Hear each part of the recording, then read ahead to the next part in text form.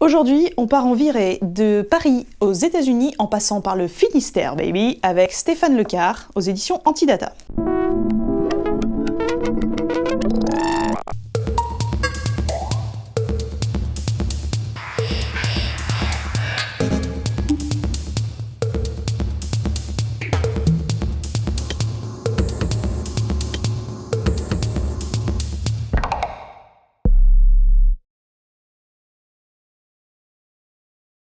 Aujourd'hui, je vais vous parler de ce livre qui s'appelle À pleines dents la poussière de Stéphane Lecquart aux éditions Antidata. En 9 nouvelles, aussi fraîches qu'une canette de Budweiser, Stéphane Lecquart nous emmène dans une drôle de promenade en compagnie de drôles de types à qui la vie n'a pas forcément fait de cadeaux. On va croiser à travers ces nouvelles un courtier en assurance qui va avoir un retour de karma, un groupe de rock suédois en virée dans les États-Unis, dans le sud profond, qui va avoir de drôles de surprises, un groupe de motards qui va régler des problèmes sentimentaux en virée dans le Grand Ouest pour aller tout simplement voir des bisons, un joueur de pétanque adepte du hagakure au but de Chaumont, et entre autres. Alors ce sont des types fragiles, écorchés, vifs, parfois un peu crevards, bêtement humains, un petit peu loufoques, totalement déjantés, qui naviguent à vue dans une existence un peu délicate et qui naviguent à vue surtout sans GPS et qui se heurtent un petit peu aux angles sans vraiment le vouloir. Ce sont les mêmes. Ça qui est très intéressant, c'est que ce sont les mêmes types, que ce soit à Paris, dans le Finistère ou dans le Grand Ouest américain. Ce sont les mêmes types de personnalités, les mêmes types de problématiques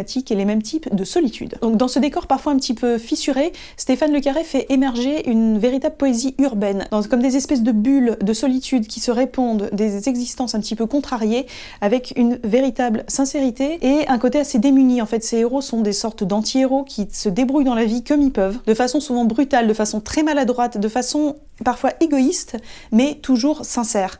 Et au fil des nouvelles, on se familiarise avec ces personnages, on se familiarise avec leurs problématiques, et c'est ce qui les rend d'autant plus attachants. Ce que j'aime beaucoup dans l'écriture de Stéphane Lecquart, c'est ce côté très américain, pour un Français. C'est intéressant, et comme j'aime beaucoup l'écriture américaine, ça m'intéresse d'autant plus. Et j'aime beaucoup les nouvelles, donc c'est fait du plus.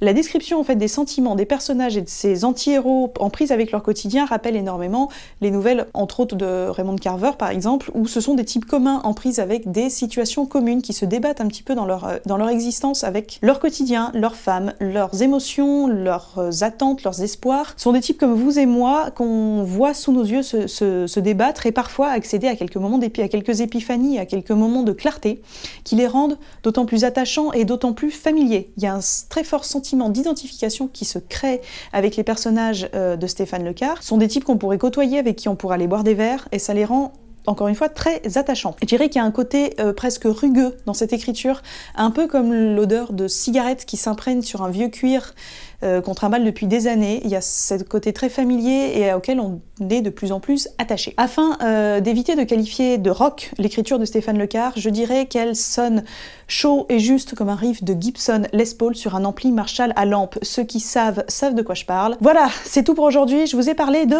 À pleines dents la poussière de Stéphane Lecquart aux éditions Antidata.